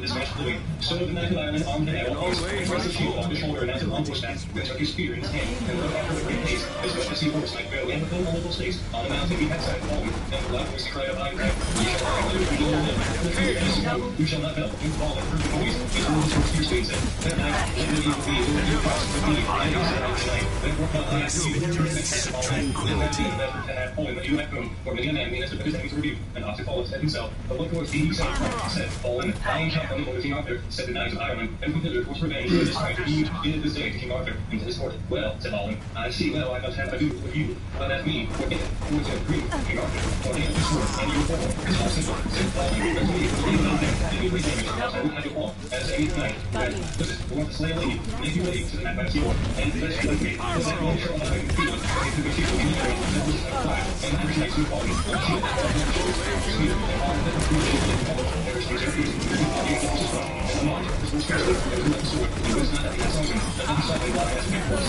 Chapter 6. Damsel was not a nice woman, slew herself, or love, and now and his brother Balin. Then he looked by him, and read up the damsel that he might look as it was on a fair top rank, and when she decided that Massey was lame, she made sorrow out to measure, and said, O Balin, 2 bodies thou hast named, and 1 heart, and 2 hearts in 1 body, and 2 souls thou hast lost, and where therewith she took the sword from her love that lay dead, and fell to the ground in a swoon, and when she awoke, she gave great thought out of head, and she saw her passing that sword, and she went unto her, and had taken the sword out of her hand, but she held its earthly sea like up out of her hand, unless she should have hurt her, and suddenly she suffered from out the ground and drove herself through the body, when Balin aside her deeds he was passing heavy in his heart, and ashamed that so fair a damsel had destroyed herself for the love of his death. Alas, said Balin, he might have sent the sword for his son was nice, for the love of his damsel, for there was much true love betwixt them both, and for sorrow might no longer behold him, but turned his horse and looked forward before it, and there he was wed by the arms of his brother Balin. And when they were met, they put up their helms and kissed together, and wept for joy and pity. Then the land said, I little weeds and have met with you at this adventure. I am right glad of your dolorous imprisonment, for a man told me the castle of 4 stones, and you were delivered, and that man has seen you in the court of King Arthur, and therefore I came hither to this country, for here is coming to find you, and now his knights have been told that I felt his adventure, of the sword into death like a plague, and after King Arthur was asleep, and wherefore he went his knight after me, and like he were dead, and the damsel raised his sword, so he adopted me, said that I am, but he must be the nature that God will ordain you, truly said out then, I am right steady that my Lord Arthur is displeased with me, for he is the most extraordinary, and his God will I get, or else will I come out my full adventure, for they came me and signed out a siege, at the castle Terraville, to do with our in all haste, to prove our worship, and proudness upon him, I will well send on that we do, and he will hold by as we ought to do. Chapter 7. I was born to prove that, and celebrate the open how King Arthur fought well bounded, and made a firm over them. How go we hence, said Balin, and well, we met. Meanwhile, as they talked, there came a dwarf from the city of Camelot, on horseback, as much as he might, and found his dead bodies, wherefore he made a great fall, and poured out his hair for sorrow, and said, which of you 2 knights have done this deed, whereby askest thou it? Said Balin, well, I would bid it, said the dwarf. It was I, said Balin, that slew this man to my defense, for hither he came to chase me, and either I must slay him or he me, and his damsel slew herself for his love, who repented me, and for his sake I shall go all women with better love. Alas, said the dwarf, thou hast been great damage unto thyself, who this knight that has sued them, was one of the most advantageous men that ever lived. And trust well, Balin, behold this knight will chase you through the world till they have slain you. As for that, said Balin, I do not greatly, but I am right heavy eyed to speak on Lord King Arthur, who is that this night. So all these talked together, came the king of Orwell wagon, which hired King Mark, and when we saw these 2 bodies, and surrounded them, like a man of our then made King great sorrow, what true love was he with them, and said, I'll not quite have on this earth way at home, and there will be height, as pavilions, and such, through the country, and at home. And the church that happened, and were scared for rich, and the king put them both in the and put the count upon them, and wrote the names of them, both with them. How do you like Massey, the king's son violently, and all his own requests was slain by hands Balin, and how his lady, all unwilling, and Paramore slew herself with her love sword for dull and sorrow. Greetings. King Arthur and the knights of the Round Table Matter in chapter 13, how Balin and the damsel met with a knight, which was likewise slain, and how the damsel left the custom of the castle. So Balin and the damsel rode into a forest there, met with the knight that had not bring the castle Balin, but God can make so great sorrow, you must not tell you, said Balin. As for the knight, and I for on that greedy, I will fight with you, and should little me, said Balin, I am not afraid to tell you, and told him all across how it was, said the knight, is that all here I am sure you have faith in my body, never to depart from you all my life, alas, and so they went to the whole street, and Arthur then so rode forth Balin, and as they came by a terror of ditch, even by a churchyard, there came the knight got along, invisible, and swept his knight, and he not to Arthur. body with a spear aloft. Set it to the night. I was laying my straight turn and right at invisible. Alas, it's about me. It is not the process that we have no meat, and there the quitting battle. Very kind. Then, in a tone royal, and the north they found was a bull, busy pastor when shut off revenge his father's death, King Lot, on the king of Eleanor, anon, after this battle, and the damsel rode until they came to cancel their vow and alike, and he and the damsel once he goes to the castle, and anon, as the Helen came, and that was he, the portfolio is coming and back, and there was a new man, and the castle winter, and the Helen saw him with sword free, and the damsel, then he went off his power, and led through the walls into the ditch, and took him down, and anon, he pulled out his sword, and would have fought with them, and they all said nay, they would not fight with him, for they did nothing but the old custom of the castle, and forth and out the lady was sick, and had lain many years, and she might not be all, but she had a dish of silver full of blood, of a queen maid, and a king's daughter, and therefore he took the lesson, she believed, of her blood, all silver dish, all, well said that, now the next one that she made, she said I would not be like her, while I like that, and so how we heard him believe my queen maid, that her blood of not the lady, and so she rested there one night, and had their right good cheer, and on the one day passed on their ways, and as the still had her into the sangreal, and Sir Percival was the sister held that lady with her blood, or she was there. Chapter 14. How Hal met with that knight named Arlon at the feast, and there he slew him to have the blood to heal therewith the son of his host. And they rode 2 days, and never met with and by path they loved the gentleman as a fisherman in the east, and as they sat at their supper together with the mind, previously not in the mystery. This is the next story of the fool, that his host and his coming by the one way at passing, and by passing the night, and his brother was taken around, and twice as soon as I came down, and then he promised to look me on my best friend, so he knew my friend, that now I was not as long, if I could be invisible, but I know how to game. I know that night when things are on, he had 22 nights of mine in the same night, therefore I had like her meet with that night, that long hole in this mill. Over this night he had them made, but, said this, I shall tell you, King Helen, of this night, that when you cry in all this country of great peace, that shall be content these 20 days, and no night, no over, so if you leave his wife with him, on the home, that night, you will see that and refuse to have him. He knew it was simple. We will be all who said this from so on the way, all who towards the land, and they had 15 days free, and they had and the same thing began great peace, and so they related, and sat their horses and went to the castle without his host to fight, not feeding, because he had no lady, then thou and well received the interrupt into the chamber, and alarmed him, and there were bereft him, raised to his pleasure, do not for his custom of my country, and I set up his weapon for him, and his custom will I keep, or else I will depart as I came, and they came to him by the means of their sword, and to the rest of the castle, and they set them on nights of roof, and did make it my lord. Soon, now, and I got out the night, and spoke with him, he was not face, he is a marvelous knight, as an elegant, who he destroyed many good knights, more he could have invisible, but, said Alan, is ready, and now which I have longest, I slay him here, I shall not escape, and if I leave him now, peradventure, I shall never meet with him again, after the Stephen, and no charm, he will do, and he lived, therewith this garden, espied, that this Alan, he held him, and then he came and smote Alan on the face with the back of his hand, and said, Knight, why belongs he to? Who came after this night? You have not people, and that face was you, said Alan. This is not the first night, but thou hast no need. I came to there was a fiercely including his head to his shoulders. He leave the truncheon, said Alan. This lady, the lady slew a knight, and on, and she gave it him. And away, she bare the truncheon with her, and therewith Alan smote him through the body, and said openly, put the truncheon, thou hast slain a good knight, and I have saved in my body. And then Alan pulled on to him his host saying, now may he best blood enough to heal your son withal.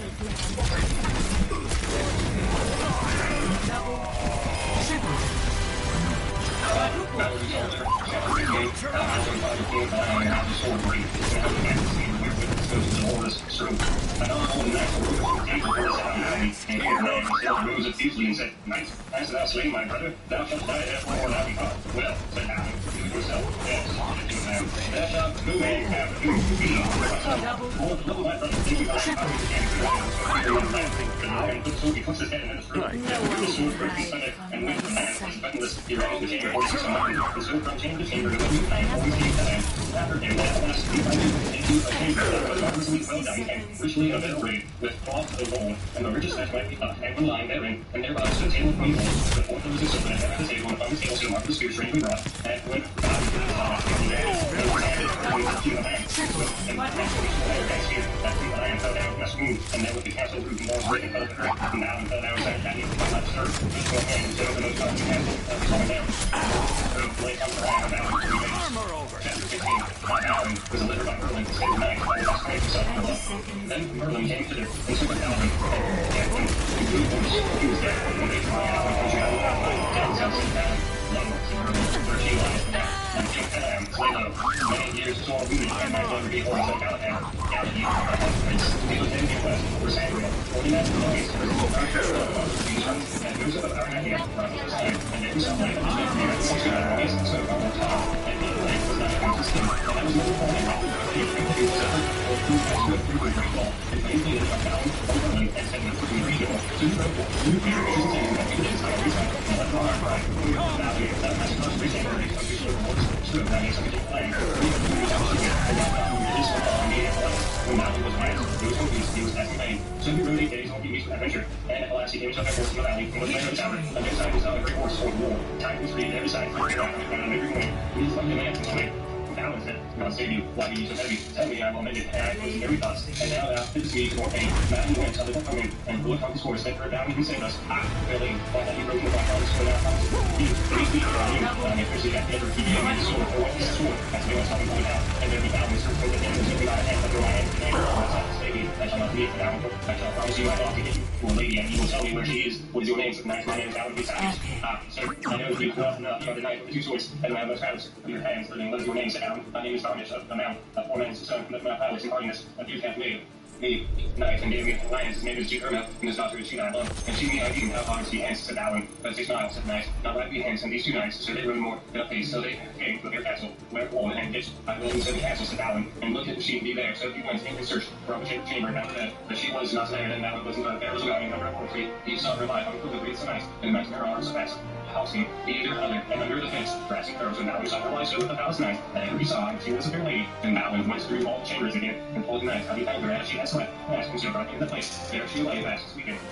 Chapter 17. How that night slew his love, and a knife lying by her, and after how he slew himself with his own sword, and how Alan rode his castle after he lost his life. And when Garnish the elder so lying, he saw her his mouth, and rose first after the bleeding, and with the sword he smote about both their heads, and then made sorrow about the measure, and said, O Alan, with much sorrow hast thou brought me, or hast thou not shewed me as thou hast my sorrow, for you, said Alan, I will say test that you courage that you might see, and know her also things to cause you to love, be of love of such a lady, but I did not know other than as I would you did to me, alas, said Garnish, and I was my sorrow double, and I may not endure, now I have slain not most lovely all my life, and they would suddenly he broke himself on his own sword, and so the hills, where when Alan saw that he pressing his sword, lest folk said would say he had slain him, and so rode forth, and within 3 days he came by the cross, and there on the letters of Lord, and said, There's not very night alone tonight, with this castle, and saw me an old fort, gentlemen, coming towards him, and said, Alan is savage, now passed I down, so come this way, and therefore turn again, and it will avail thee, and he vanished away unknown, and so he heard a horn blow, and had him to death of beast, then last, said Alan, is blown for me, for I am advising it, I am not dead, and on who he saw other ladies and many knights, that welcomed him with a faint, fair semblance, and made him passing to cheer into his sight, and led him into the castle, and was dancing in, Mr. Lesbos, and all men were good.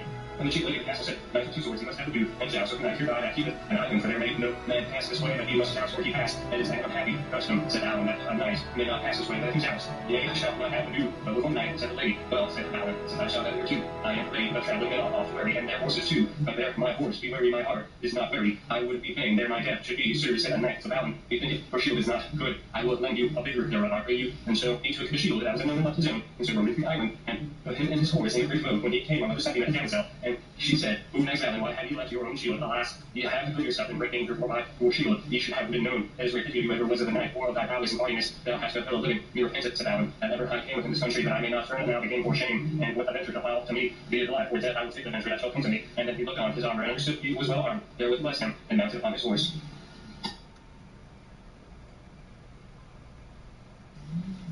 How the knight had slew his love, and a knight lying by her, and after how he slew himself with his own sword, and how Alan rode toward the castle where he lost his life. And when Garnish beheld her still lying, for fear sorrow of his mouth, and nose burst out of bleeding, and with his sword he smote off both their heads, and they made sorrow out of measure, and said, O Alan, much sorrow hast thou brought unto me, for hast thou not shewed me that besides I should have passed my sorrow. Forsooth, said Alan, I did this and sent that it should be better thy courage, that ye might see and know her falsehood, and to cause you to leave love of such a lady God knoweth. I did know other, but as I would ye did to me, alas, said Garnish, and now is my sorrow double, that I may not endure. Now have I slain that I most loved in all my life. And therewith suddenly he rode himself on his own sword unto the hills. When Alan saw that, he dressed him fenceward, lest folk would say he had slain them. And so he rode forth, and within 3 days he would say he had slain them. And so he rode forth, within 3 days he came by a cross, and thereon were letters of gold written that said, It is not for no knight alone to ride towards his castle. And saw he an old war gentleman coming toward him, that said, Alan be savage, thou passest thy bounds, so come this way, therefore turn again, it will avail thee. And he vanished away anon. And so he heard and horn blow, as it had been the death of a beast. That last said, Alan is known for me, for I am the prize, and yet I am not dead. Anon withal he saw 100 ladies and many knights that welcomed him with their semblance, and made him passing good cheer into his sight, and led him into the castle. There was dancing and ministry.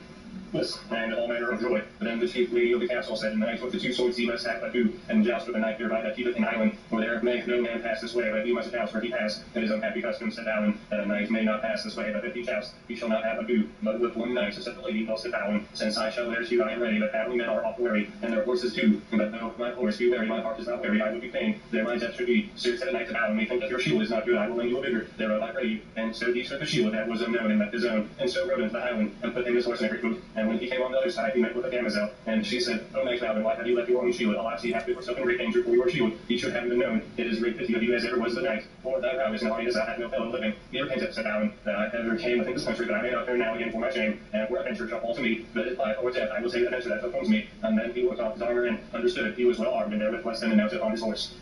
Chapter 18. How Balin met with his own brother Balin, and how each of them slew other unknown till they were wounded to death. Then upon him he saw riding out of the castle a knight, and his horse all red, himself in the same color, when the knight in red beheld Balin, he thought it should be his brother Balin, by cause of his two swords, but by cause he knew not his shield, he deemed it was not he. And so they avenged their spears, and came marvelously fast together, and they smote each other in the shields, that their spears and their horse were so big, that they bare down horse and man, that they may lay both in a swoon. And Balin was really sore with the fall of his horse, for he was merry to travel, and Balin was the first that rose on a foot, and drew his sword, and went towards Balin, and rose and went against him. But Balin smote Balin first, and he put a shield, and smote him with the shield, and saved his helm. Then Balin smote him again, Balin had his sword, and well nigh had held his brother Balin. So they fought there together, till their breaths failed. Then Balin looked up to the castle, and saw the towers to stand full of ladies.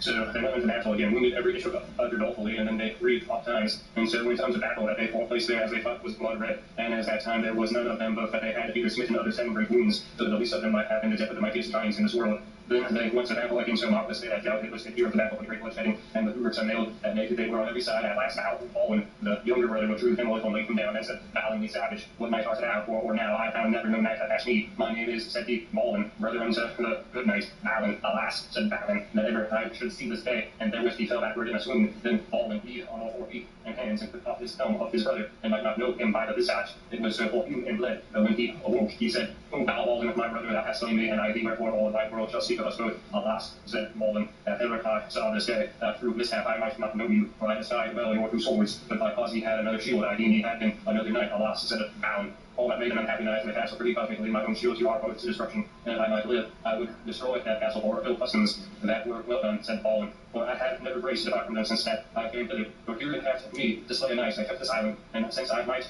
never depart, and no more should he, brother, and he might have slain me, as he had, and escaped herself with the life. Right. So came the lady of the tower with 4 knights and 6 ladies and 60 women unto them, and she heard how they made their moan either to other, and said, We came both out of one tone, that is, saying none, mother's belly, and so shall we lie both in one pit. So Balin prayed the lady of the gentleness for his true service, that she should bury them both in that same place that battle was done. And she granted them weeping that it should be done richly in the best manner. Now we send for a priest having received our sacraments, and receive the blessed body of our Lord Jesus Christ. Yea, said the lady, shall be done. And so she sent for a priest and gave them their rights. Now said Balin, when we were buried in one tone, and mentioned made over us how 2 brethren slew each other, there will never good knights nor good men see our throne, and they will pray for our souls. And so all the ladies and gentlewomen wept for pity. Then anon Balin died, but Balin died not till the midnight after, and so they were both buried. And the lady let make a mention of Balin, how he was there slain by his brother's hands, but she knew not Balin's name. Chapter 19. How Merlin buried them both in one tomb, and of Balin's sword. In the morning came Merlin, and let write Balin's name on the tomb, with letters of gold, that here lieth Balin the savage, that was the knight with the 2 swords, and who smote with dolorous stroke. Also Merlin let make there a bed, and that there should never man lie therein, but he went out of his wit, did Lancelot the Lake, or did that bed through his nobleness. And anon, after Balin was dead, Merlin took his sword and took out the pommel, and set on another pommel. So Merlin made a knight that stood before him handle that sword, and he essayed that he might not handle it. Then Merlin laughed. Why laugh ye, said the knight? This is the cause, said Merlin. There shall never man handle this sword but the best knight of the world, and that shall be Sir Lancelot, or else Galahad his son. And Lancelot with his sword shall slay the man that in the world he loved best, that shall be Sir Gawain. All this he let write in the pommel of the sword. Then Merlin let make a bridge of iron and steel into the island in the heavens, but half of it broad, and there shall never man pass the bridge, nor have hardiness to go over. But if he were a passing good man and a good knight without treachery or villainy, also scabbard Balin's sword, Merlin left it on the side of the island that Galahad should find it. Also Merlin let make by his subtlety that Balin's sword was fit in marble stone standing upright and as a millstone, and the stone proved always above the water and did many years, and so by adventure it swam downstream of the city of Camelot, that is English Winchester. And that same day Galahad and the haughty prince came with King Arthur, and so Galahad brought with him a scabbard and a shield of the sword that was there in marble stones hovering upon the water, and on Whitsunday he achieved the sword as it is rehearsed in the book of Sandriel. Soon after this was done, Merlin came to King Arthur and told him the divorce stroke that Balin gave to King Balan, and how Balin and Balan fought together the marvelous battle that ever was heard of, and how they were very good in one tone. Alas, said King Arthur, this is the greatest pity that I have heard tell of two knights are in the world. I know not of such two knights. Thus ended the tale of Balin and Balan, two brothers born in Northumberland, good knights. Secretary Leader.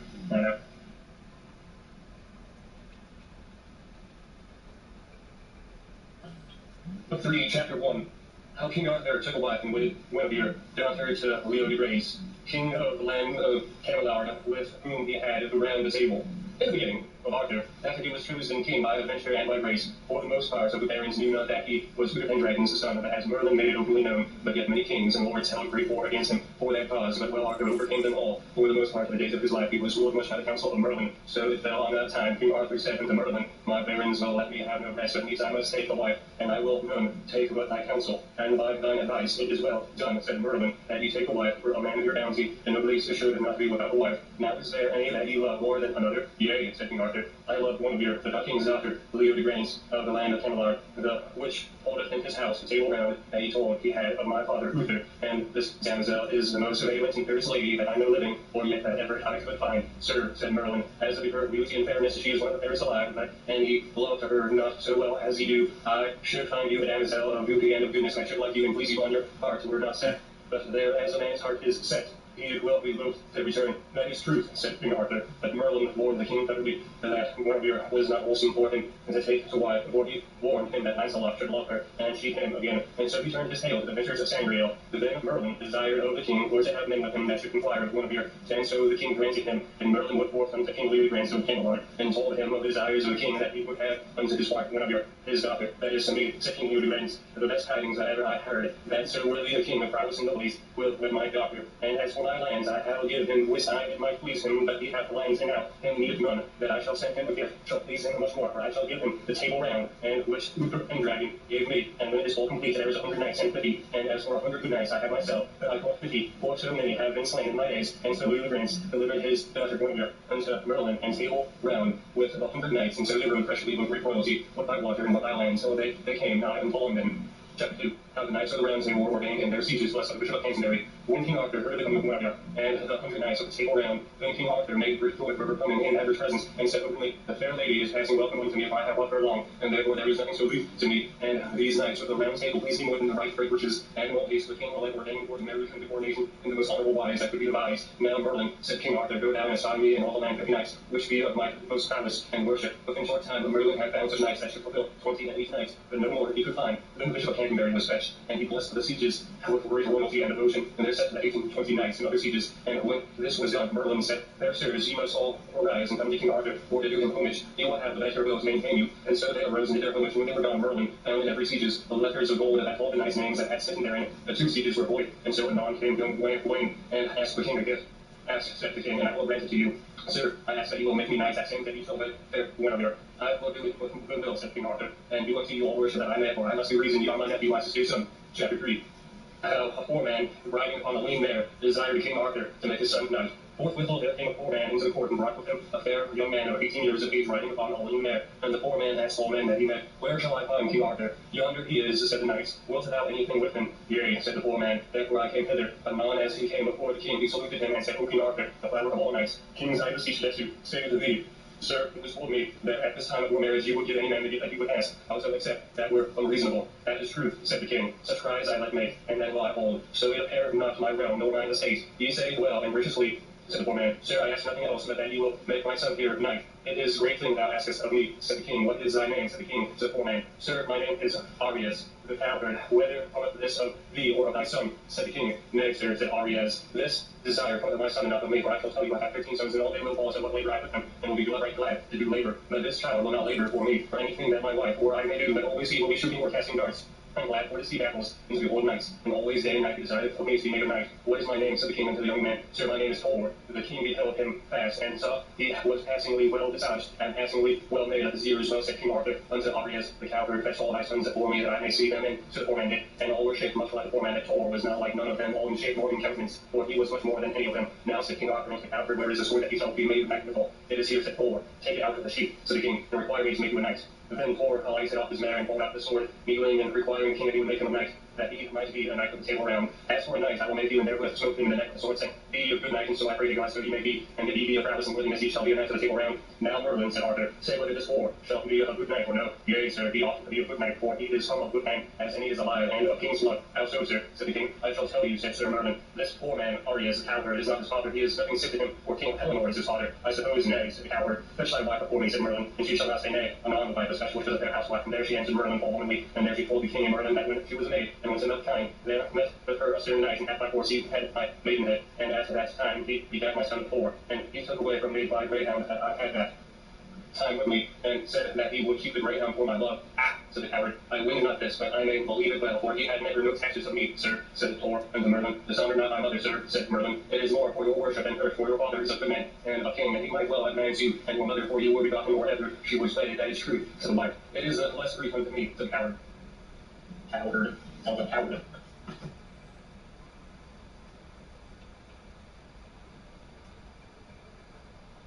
King Arthur, chapter 4, book 3, chapter 4.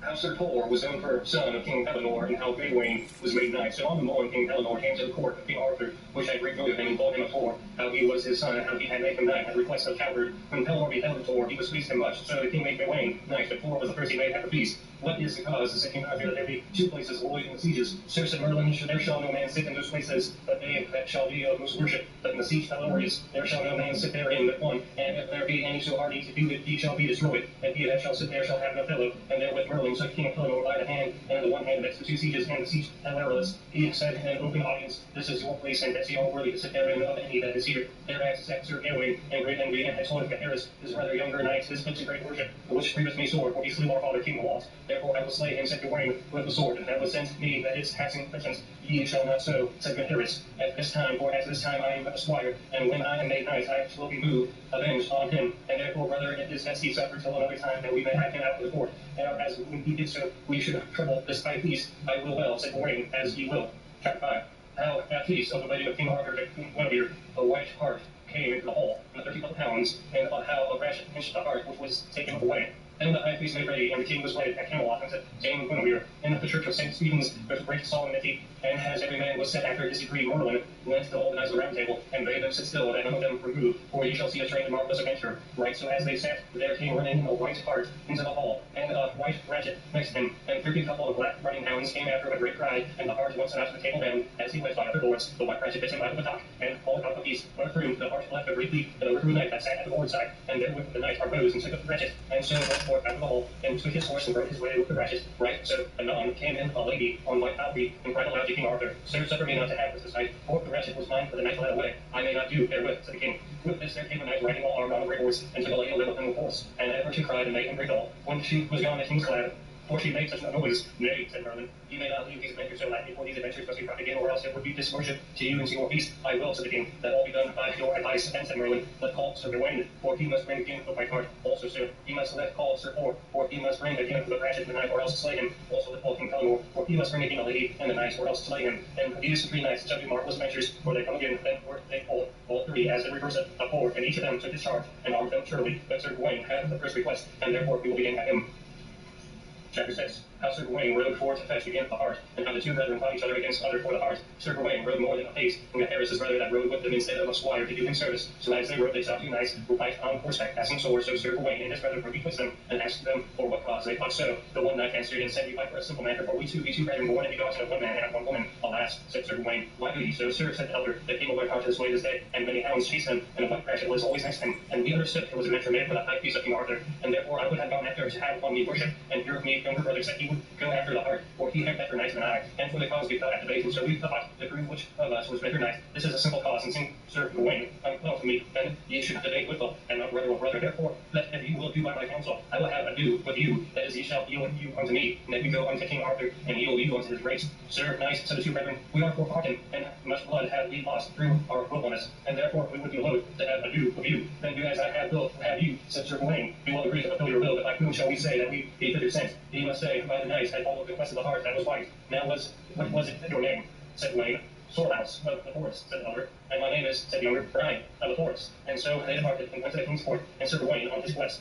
and Gawain followed up by the cry of the hounds even before him. There was a great river, and the heart swarmed over it. And as Sir Gawain followed after him, stood a knight over the other side and said, Sir knight, come not over after this heart, but if thou wilt couch with me, I will not fail. As for that, said Sir Gawain, to follow the quest that I am in. And so, when his horse swam over the water, and anon they gasped their spears and ran together full hard. But Sir Gawain smote him off his horse, and he turned his horse and bade him yield him. Nay, said the knight, not so, though thou would have better of me on horseback, I pray thee, valiant knight, arise at foot, and match me together with swords. What is your name? Said Sir Gawain. Eldar Edin, of the Highlands, said the other. Then either dressed their shields and smote together, but Sir Gawain smote him so hard through the helm that it went to the brains, and the knight fell down dead. Ah, said Paris, that was a mighty stroke, O young knight.